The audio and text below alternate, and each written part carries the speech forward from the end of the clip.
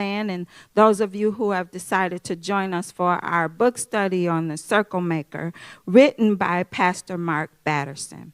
So today I am going to talk about chapter 13. My name is Deacon Denise, and I will be talking about chapter 13 that is titled, The Greatest of Them All.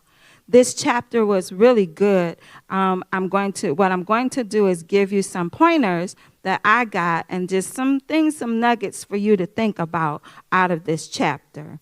So Pastor Mark started out the chapter talking about Conrad Hilton, who had the dream of owning one day the Waldorf Hotel. Now, for those of us who don't know the history of all this, I know we learned something new. I know I did during this chapter. But what was more interesting to me was the foundation that Conrad had gotten from his mother. So if you recall in the last chapter, he talked about that a little bit, how, praying for your family and those kinds of things, how he took it back to the tree that was planted, and how the tree, when it was planted, that took root and all of that. And so this was a rendition of what happens when somebody plants that root in you for prayer.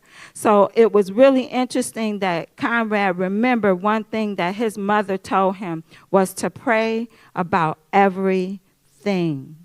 And what I got out of that, so what helped me in that was remembering that God has answers for us even when we don't have answers. And he answers when we can't answer. So if we continuously pray to him about what's happening in our lives, that constant communication, he talked about having a plan for when you pray, and prayer being the first thing that you do in the morning, communicating with God. He also talked about, which is my second thing I want to bring out, is the posture, your heart.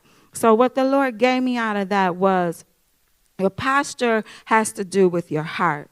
And your heart has to do with the intensity. And your intensity has to do with your level of faith. So if we put all those things together and we consistently make those prayer circles and consistently go back to God and take a posture and decide what our posture is going to be. Are you going to be on your knees? Are you going to lay prostrate? Whatever the Holy Spirit is leading you to do, are you going to take that posture and stand on faith and consistently make that circle for that dream, that vision, your family, or whatever the Lord is showing you? Because that is what builds us and makes us and helps build our faith and brings us to those places and spaces where we get to see those dreams come to reality and those miracles happen in our life. Something else I got out of this was he talked about the posture, and he made it parallel to what Daniel did.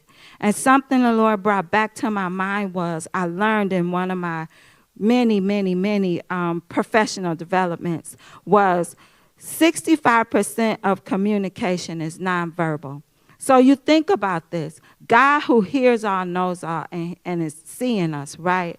If he sees us and our posture for what we decide to do and how we're going to respond to our circles, right? And we decide that, Lord, I'm just going to lay in front of you today, and I'm going to kneel in front of you today, but I'm coming to you humbly, right? God is watching that. That's communication to him, not just to him, but to your family, to your friends, to the people that you have confessed your level of faith to. They are all watching that and seeing that. And in that, you are setting up them for success.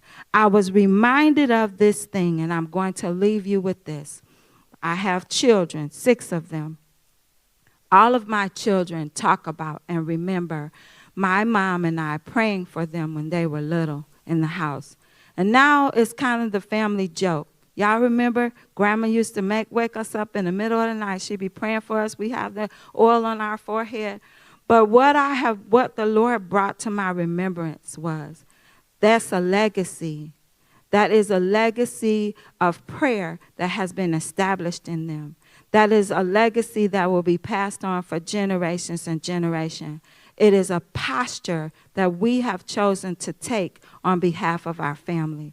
So my question to you, what postures are you taking when it comes to your circles? What postures are you walking in and deciding that you are going to consistently, no matter how long or how boring it may get, stand on and continue to do when it comes to your dreams and the visions and the goals that God has given you? Thank you, and have a great day.